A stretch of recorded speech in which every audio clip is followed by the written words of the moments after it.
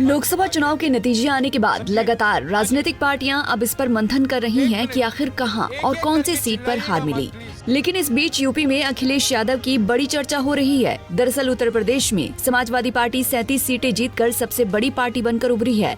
इस बार के लोकसभा चुनाव में अखिलेश यादव ने नया प्रयोग किया था, जो कि सफल साबित हुआ है। दरअसल सपा मुखिया अखिलेश यादव ने कई सीटों पर नए युवा चेहरे उतारे थे। इन सीटों पर समाजवादी पार्टी ने काफी तगड़ी जीत हासिल की है। इनमें कौशाम्बी, मछली शहर और कैराना सीटें शामिल हैं। यूपी की कौशाम्बी इस बार सबसे चर्चित सीटों में शामिल रही। इस सीट पर अखिलेश ने समाजवादी पार्टी के राष्ट्रीय महासचिव और पूर्व कैबिनेट मंत्री इंद्रजीत सरोज के बेटे पुष्पेंद्र सरोज को टिकट दिया था।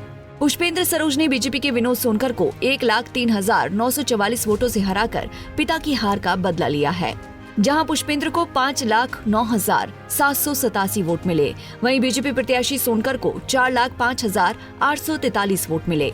2019 में बीजेपी प्रत्याशी विनोद सोनकर ने इंद्रजीत सरोज को 38,742 वोट से हराया था। बता दें कि पुष्पेंद्र सरोज देश के सबसे कम उम्र के सांसद बने हैं। पुष्पेंद्र सरोज ने इस साल 1 मार्च को अपनी 25 साल की उम्र पूरी की है। उन्होंने राजनीति में कदम रखकर अपने पिता की विरासत संभाली है। पुष्पेंद्र सरोज लंदन की क्वीन मैरी यूनिवर्सिटी से अकाउंटिंग एंड मैनेजमेंट में ग्रेजुएट हैं।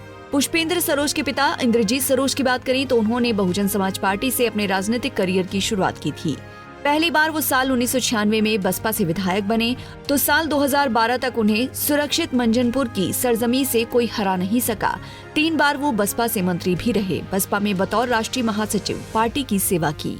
इंद्रजीत सरोज पार्टी के गैर जाटव दलित चेहरा हैं। सरोज जिस पासी समाज से आते हैं वो जाटव के बाद दूसरा सबसे बड़ा दलित समाज है। अवध से लेकर पूर्वांचल तक इलाके में राजनीतिक समीकरण बनाने और बिगाड़ने में पासी समाज का अहम रोल है। चलिए अब बात करते हैं कैराना सीट की। समाजवादी पार्टी ने कैराना सीट से 29 वर्षीय इकरा चौधरी को टिकट दी थी। इकरा चौधरी ने 69,000 वोटों से जीत हासिल की है। उन्हें कुल 5,80,013 वोट मिले। वहीं बीजेपी प्रत्याशी प्रदीप चौधरी को 4,58,897 वोट मिले हैं। 2019 के चुनाव में कैराना में बीजेपी ने जीत हासिल की थी। इसमें प्रदीप चौधरी ने इकरा चौधरी की मां तबस्सुम हसन को हराया था। चौधरी को उस समय 5,66,961 वोट मिले थे। वहीं सपा प्रत्याशी तबस्सुम हसन को 4,74,801 वोट मिले थे। इकरा ने दिल्ली यूनिवर्सिटी के लेडी श्रीराम कॉलेज से ग्रेजुएशन किया और इसके बाद यूनिवर्सिटी ऑफ लंदन से मास्टर्स किया था। वो कैराना से लगातार तीसरी बार मौजूदा विधायक चौधरी नाहिद हसन की छोटी बहन है। इससे पहले इकरा जिला पंचायत सदस्य का चुनाव भी लड़ चुकी हैं, लेकिन इसमें वो हार गई थी। कैराना सीट पर हसन परिवार का वर्चस्व माना जाता है। इकरा के दादा अख्तर हसन नगर पालिका के चेयरमैन रहे और फिर बाद में इसी सीट से सांसद बने थे। इसके बाद इकरा के पिता मुनव्वर हसन भी इस सीट से सांसद रहे। मुनव्वर के निधन के बाद उनकी पत्नी तबस्सुम हसन भी कैराना लोकसभा सीट से 2 बार सांसद रहीं। तीसरी पीढ़ी में उनके भाई नाहिद हसन 2014 में उपचुनाव जीतकर पहली बार विधायक बने थे। इसके बाद से वो लगातार विधायक बन रहे हैं। अब बात करते हैं यूपी की मछली शहर सीट पर। समाजवादी पार्टी ने पूर्व सांसद और वर्तमान विधायक तूफानी सरोज की बेटी प्रिया सरोज को टिकट दिया था। प्रिया सरोज ने बीजेपी प्रत्याशी भोलानाथ यानी कि बीपी सरोज को 35,850 वोटों से हराया है। जहां प्रिया सरोज को 4,51,292 वोट मिले, वहीं बीपी सरोज को 4,15,442 वोट मिले। प्रिया सरोज ने पिछले साल नवंबर में ही 25 साल की उम्र पूरी की है। प्रिया की स्कूली पढ़ाई दिल्ली के एयरफोर्स गोल्डन जुबली इंस्टीट्यूट से हुई है और इसके बाद उन्होंने दिल्ली यूनिवर्सिटी से लॉ की पढ़ाई की।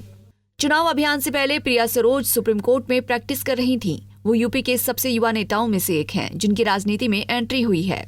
इससे साफ हो गया है कि अखिलेश ने युवा चेहरों पर जो दांव खेला है वो कहीं न कहीं कारगर साबित हुआ। Bureau report, Punjab Kesari TV. हमसे जुड़े रहने के लिए हमारे YouTube चैनल को सब्सक्राइब करें और नई वीडियो की नोटिफिकेशन के लिए बेल आइकॉन को दबाएं।